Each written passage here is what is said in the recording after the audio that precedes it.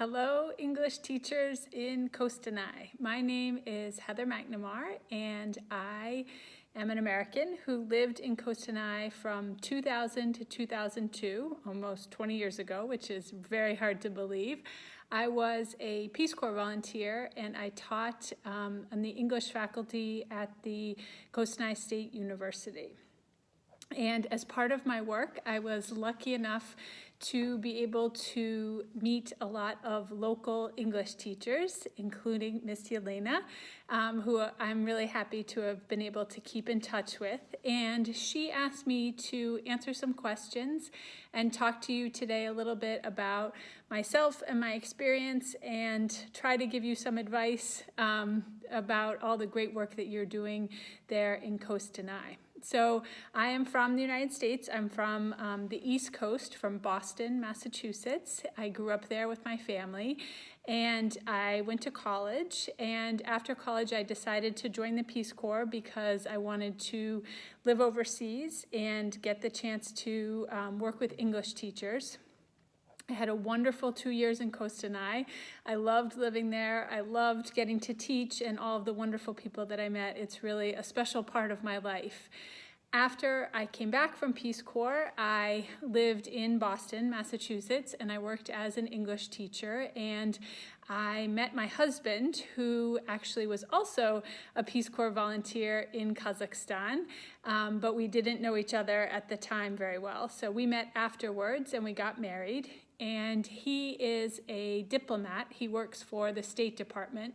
So we have lived overseas in 4 different places now, I think. We started out in Kiev, Ukraine, and then we lived in Moscow, Russia, and we lived in Brazil, and now we are in Brussels, Belgium.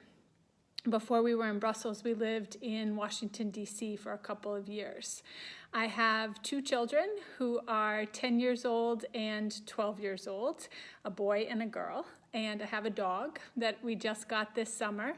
And here in Brussels, I'm not working as an English teacher. I work at the embassy with family members of people who are here who are looking for work. So I still get to do teaching because I'm teaching seminars on different topics like job searching and interviewing and resume writing, but I'm not teaching English right now, unfortunately. I did do that for several years after Peace Corps. Then I took a break when my kids were little. Now that they're a little bit older, I'm excited to be back working and getting to do a little bit of teaching, even if it's not English teaching. So Yelena asked me to answer a couple of questions for you and tell you something about my ideas about things. And so the first question she asked me was, what helps you to be inspired by teaching?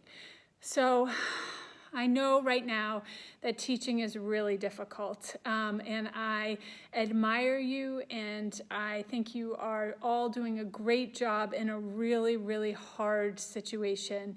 I see with my kids' teachers, it's hard. It's hard being on new technology, trying to learn new techniques, and all the while trying to take care of your family who might be at home. It's really stressful and hard. So I applaud you, and I am in admiration of what you are doing. Some advice that I could give you about teaching now would be to try to get kids to talk in different ways, but use that mute button. If you're on Zoom or one of the other platforms, I think it's important that students be able to listen to you while you're giving instructions, and they could always use the chat box to ask you questions. So trying to have control of the classroom through muting students, but then giving them the option to use the chat box in order to communicate with you or with each other. I would say also trying to do fun online activities like using Quizlet or Kahoot to play different games, just to break things up and do different things. when you're teaching online, it seems like you do have to be kind of more exciting and more dramatic. And I know for me, when I'm teaching online, that can be stressful and it can be hard. But I think it's important to try and bring some energy and bring some enthusiasm to your lessons, because that makes it more interesting and it keeps your students more engaged.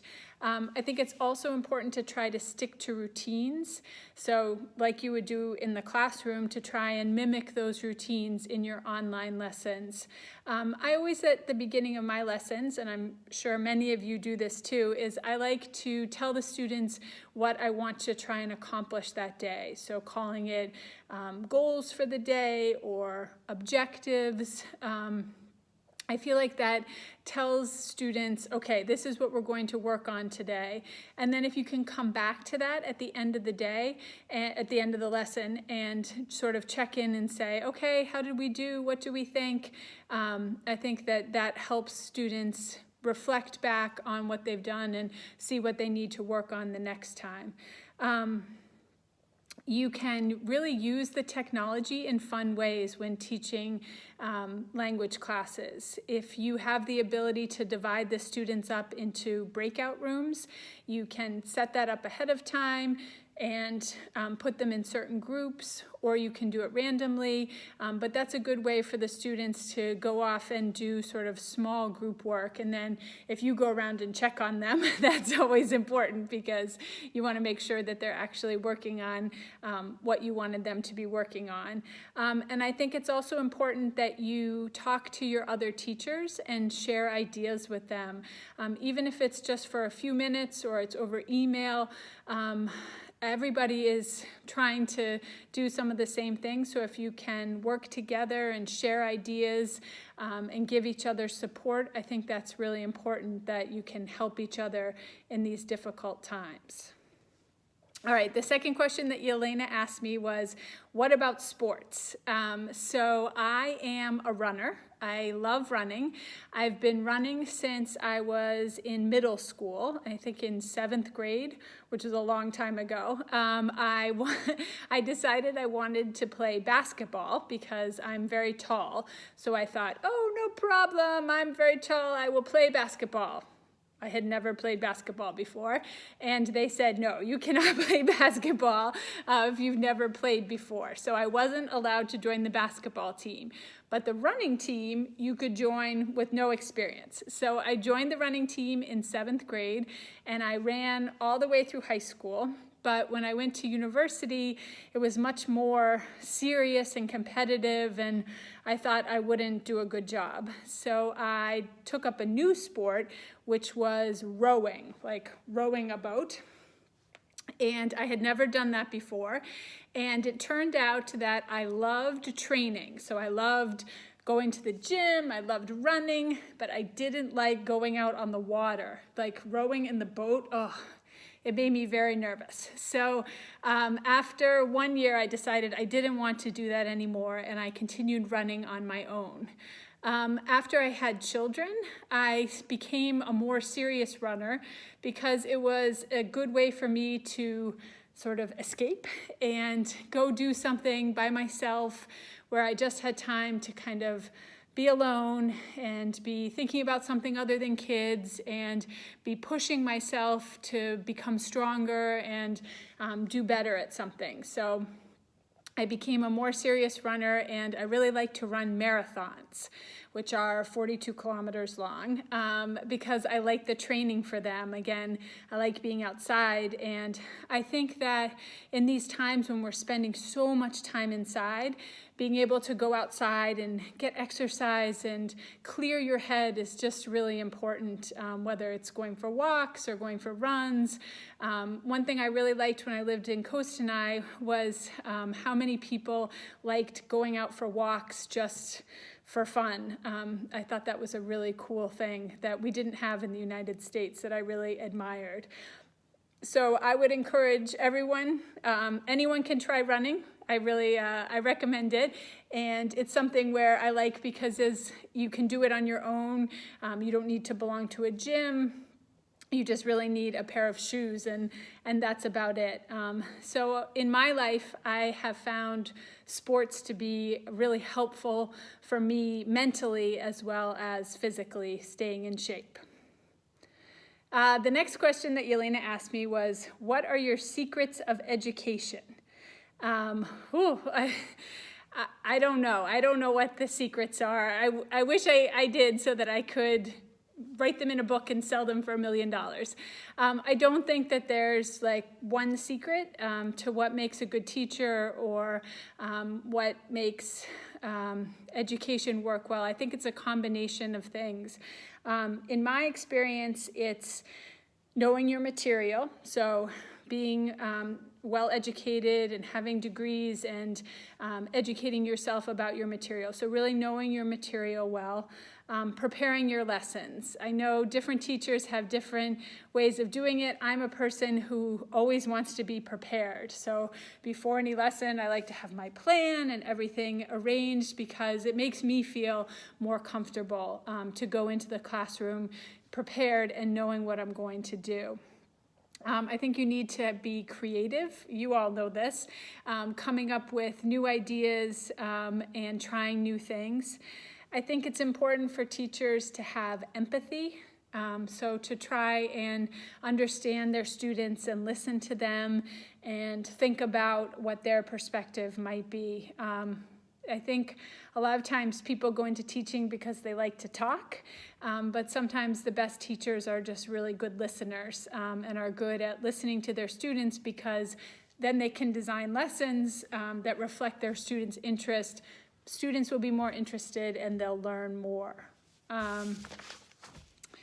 What else? I think that good teachers let their students talk and don't need to always be the person who's talking all the time, and that they try to create an atmosphere where students feel comfortable and that they're willing to take risks. Because as you know, as language teachers, in order to learn a language, you have to get to that place where you're comfortable to make mistakes and take risks. And that building of community is really important, I think, in the classroom. And another sign of a good teacher is a teacher who can create an atmosphere where students feel comfortable to take the risks that they need to take to succeed.